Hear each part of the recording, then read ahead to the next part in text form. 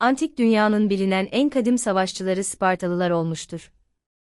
Çelik kadar sağlam iradeleri ve mükemmel bir savaşçı olmak için yaptıkları fedakarlıklar kendilerini öldükten sonra bile insanlar arasında gıpta ile bakılacak bir medeniyet oluşturmuştur.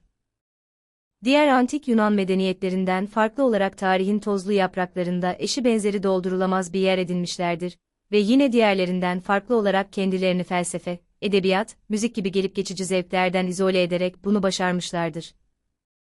Spartalılar vatanlarının yazgısını tayin etmek için zayıflıkları örselenmiş savaşçı bir toplum oluşturdu. Bir Sparta savaşçısı olmak daha doğar doğmaz başlayan bir süreçti. Erkek çocuklar, Sparta'yı ihtişama taşıyacak olanlar, doğdukları anda toplumun en bilgeleri olarak görülen yaşlılara verilirdi. Görünüşlerinde kusurları bulunan ya da topluma faydası olamayacağı düşünülen bebekler çok kısa bir yaşam sürüyordu. Erkek çocuklar 7 yaşına geldiklerinde, diğer medeniyetlerin yaşam alışkanlıklarının tersine bir savaşçı yapılma maksadıyla ailelerinden koparıldı. Bu amansız koparılış, yaşama hakkı bahşedilmiş her erkek çocuğun deneyimleyeceği bir tecrübeydi. Bundan kaçış da söz konusu olamazdı.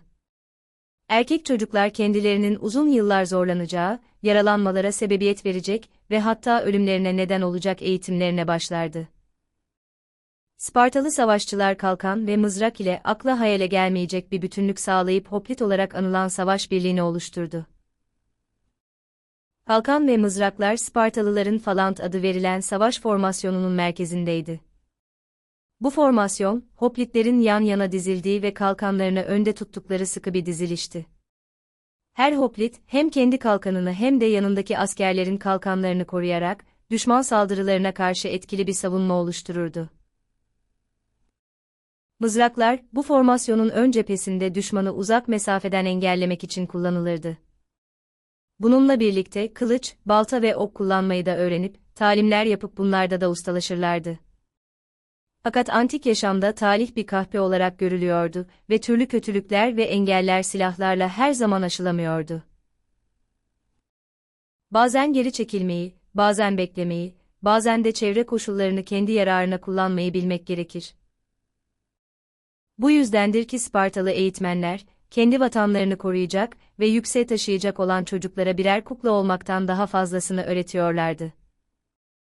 Taktiksel düşünme, önemli tarihi muharebelerin analizlerini, karşısındaki düşmanın güçlü ve zayıf yanlarını tespit etmenin nasıl mümkün olacağını öğretiyorlardı. Yaşamlarında 20 yaşına kadar devam edecek bu eğitim süreci nihai olarak öğrencilerde birer kaçma arzusu uyandırıyordu. Bunun farkında olan eğitmenler, bu durumu kontrollü bir şekilde devam etmesini sağlamak için öğrencilerin birbiriyle kavga etmesini engellemek yerine, dövüşmeyi destekliyorlardı. Birbirleriyle mücadele etmek Spartalı erkek çocuklar için sıkı bir disiplin sarmalından bir anda olsa kaçış ve ferahlama yöntemiydi.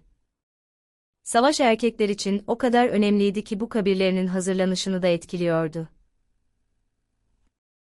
Yaşamları savaşla şekillenen ve toplumda yer edinmek için başarılı olmaları gereken Spartalı erkekler kabirlerinde bir savaşçıya yaraşır şekilde düzenlenen mezarlarında ebedi istirahatlerine çekilirlerdi.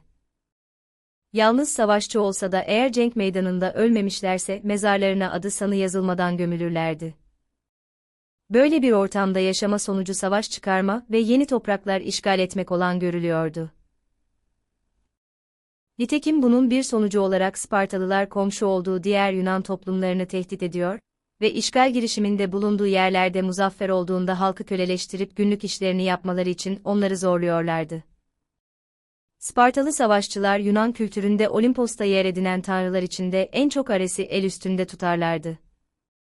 Spartalı toplumun askeri odaklı yapısı, Ares'e olan bağlılıklarını güçlendirdi. Onlara göre Ares, Spartalıların savaş yeteneklerini ve cesaretini simgeliyordu. Spartalılar, Ares'e tapınmanın yanı sıra savaş ve askeri eğitimle ilgili çeşitli ritüeller düzenlerdi. Ares'e özel kurbanlar sunar, savaş öncesi ve sonrası ona dua ederlerdi. Bu ritüeller, Ares'in savaşta başarılı olmalarına yardım etmesi için yapılan manevi bir çağrıydı.